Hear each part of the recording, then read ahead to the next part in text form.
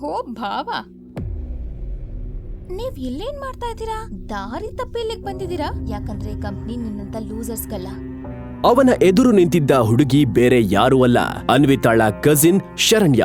ಶರಣ್ಯ ಅನ್ವಿತಾ ಮೇಲೆ ತುಂಬಾ ಜಲಸಿ ಇತ್ತು. ಆಗಿದ್ದ ಅನ್ವಿತಾಳನ್ನ ಕಂಡ್ರೆ ಅವಳು ಯಾವಾಗ್ಲೂ ಉರಿದುಕೊಳ್ತಾ ಇದ್ಲು. ಗೌತಮ್ನಂತ ನಿಷ್ಪ್ರಯೋಜಕ ಗಂಡ ಸಿಕ್ಕಿದಾನೆ ಅನ್ವಿತಾಳಿಗೆ ಅಂತ ತಿಳಿದ ಮೇಲೂ ಅವಳು ತುಂಬಾ ಖುಷಿ ಪಟ್ಟಿದ್ಲು. ಒಂದ್ ನಿಮಿಷ.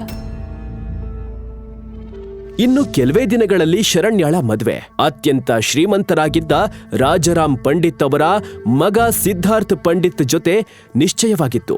ರಾಜಾರಾಮ್ ಪಂಡಿತ್ ಅವರ ಬಿಸ್ನೆಸ್ ರಿಲೇಶನ್ಶಿಪ್ ಪ್ರಿನ್ಸ್ ಗ್ರೂಪ್ನ ಜೊತೆ ತುಂಬಾ ಚೆನ್ನಾಗಿತ್ತು. ಇದನ್ನ ನೋಡಿ ಗಾಯತ್ರಿ ದೇವಿ ಅವರ ಮೊಮ್ಮಗಳ ಮದುವೆಯನ್ನ ಸಿದ್ಧಾರ್ಥ್ ಜೊತೆ ನಿಗದಿಪಡಿಸಿದ್ರು. ಯಾವಾಗಿನಂತೆ ಗೌತಮ್ ಶರಣ್ಯ ಮಾತಿಗೆ ಯಾವುದೇ ಉತ್ತರವನ್ನ ನೀಡಲಿಲ್ಲ ಮತ್ತು ಮೌನವಾಗಿ ನಿಂತಿದ್ದ. ಸರಿ ಬಿಡು, ನೀನೇನ್ ಹೇಳ್ತೀಯ ಅಂತ. ನಮ್ಮಂತವ್ರ ಮುಂದೆ ನಿಲ್ಲೋ ಸ್ಟೇಟಸ್ ಕೂಡ ನಿನಗಿಲ್ಲ. ಅಷ್ಟೇ ಅಲ್ಲ, ನಾವು ಶೇಖರ್ ಅಂಕಲ್ಗೆ ಇನ್ವಿಟೇಷನ್ ಕೊಡೋದಕ್ಕೆ ಬಂದಿದ್ದೀವಿ. ನೀನ್ ಬೇಕಾದ್ರೆ ಮದ್ವೆಗೆ ಬರ್ಬಹುದು. ನಿನಗೋಸ್ಕರ ವೇಟರ್ ಕೆಲಸ ಕಾಯ್ಕೊಂಡಿರತ್ತೆ.